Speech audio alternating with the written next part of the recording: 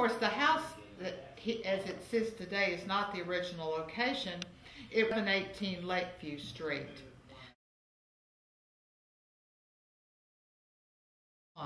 Husband was in the Civil War, and they lived near Stratford, New York. And her brother was editor of the newspaper and also a Baptist preacher here in Clearwater. My grandfather, who had died before I was born, he had an orange grove over there, and he made most of his living from orange grove. This was a bedroom, and it was my grandmother's bedroom, which was Florence Hammond Plumb. They always kept a bedroom here, you know, for everybody to sit on when they come in here. My grandmother always slept on the bed here, and next to her was the radio. That's the thing I remember. The piano is an original. It's one of the original things in the house. My mother, Jenny Plumb, played the piano. The girls used to play paper dolls with the Sears and Roebuck catalogs. They cut out the women in the dresses from the Sears and Roebuck catalog, and they put them out all over the stairs. And this was Kathleen Plumb's bedroom. There was a big bed here, as I recall, dresser over on that side of the. This was Mary Plumb bedroom, and her bed, it's not arranged exactly like she had it arranged. She had a bed here against the wall, and then the dresser was over here, and she kept her clothes in that closet over there. She and my mother, Jenny Plumb Harris, this was their bedroom. And when my mother got married and moved out, they said that Mary Plumb cried and cried because she and her sister Jenny were so close. But the bed sat against this wall right here. And when I was a little girl, and my parents went on a trip or went out overnight or something, I would stay over here with my grandmother and my two aunts. And so this was kind of a guest room. Right now it's being used for yearbooks and other memorabilia from the city. Here in the hall, this was different. This bathroom was added years later. At the time I was growing up, there was my Aunt Kathleen was supervisor of elementary education in the county, and all this in here had a big, huge bookcase. And she had a lot of her school books and everything, and when I was a little girl, it was fun because she always had some book in there that I liked to look at or read. Then years later, because the two aunts had difficulty climbing these stairs all the time and going down to the bathroom downstairs, they added a bathroom in here. Lester worked in the county tax assessor's office and retired from there, Lester Plumb. Newland Plumb was the he was married to Doris Plumb. He was not alive at the time I was growing up. He had died. He had been in the war. And Robert Plumb served in World War II.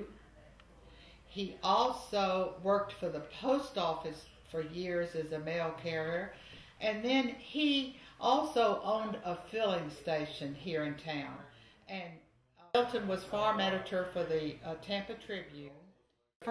Took Twyla out one morning, and she was right by the door, and she went to get the sweater, and when she came back, the child was missing, and she looked both sides of the house. She couldn't see Twyla. She looked in the road, no Twyla, and so she ran to the backyard, and she remembered that there was a pond behind a fence, behind a high hedge, and she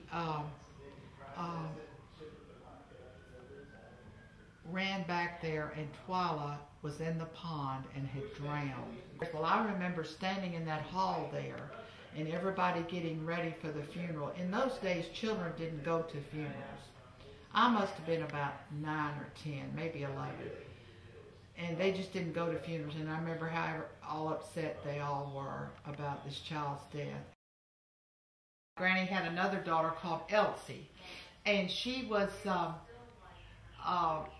she married someone from Jacksonville, Florida. Elsie Plumb is the only sibling that is not buried out at the Clearwater Largo Cemetery.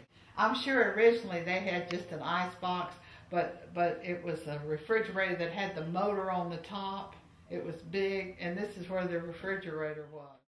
It's interesting because this is what is now Clearwater Beach, but of course there was no bridge across there. But I think the most interesting thing in it was that somewhere along here it shows the cotton.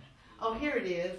They grew cotton in this area, which I thought was so interesting. And it shows churches, and it just shows the kind of the industry of the day. There were deer around, a lot more than there are today, because the area is so populated. And this was the only existing bathroom in the house. And I think this isn't original, but I think this might have been the original tub. I'm not positive, but I kind of think it was. At the time I lived in the house, I came over to the house, there was a pot-belly stove here, that burned wood, and this is what they cooked on. And over here was which is not here now, was a kerosene stove that worked on kerosene. And I think this might be original. But they always had friends that would come in and see, they'd come in, if nothing else, they would come in for cookies and punch, But one thing I remember about the food that we ate was that my grandmother had chickens in the backyard, and she and Alma would go out there and they would they'd get a chicken that they wanted to cook that day, and I remember, I forget which one it was, but they would take them out in the backyard there and do this with their hand and wring their necks, and as a kid I just thought that was terribly cruel. There used to be a big old trunk right on the other side of this fireplace that we dress up like brides. Marilyn and Patsy and I played dolls and brides and dressed up in these old curtains. To have the Easter egg hunts as children over at where the Plumb House was on Lakeview and Myrtle Avenue. Right in the corner of this room here, the parlor, we had our Christmas tree, and everybody came over here after church and everything and had dinner, and we exchanged gifts. We always had Christmas together as a family. If they couldn't get over here all day, they would come over for part of the day.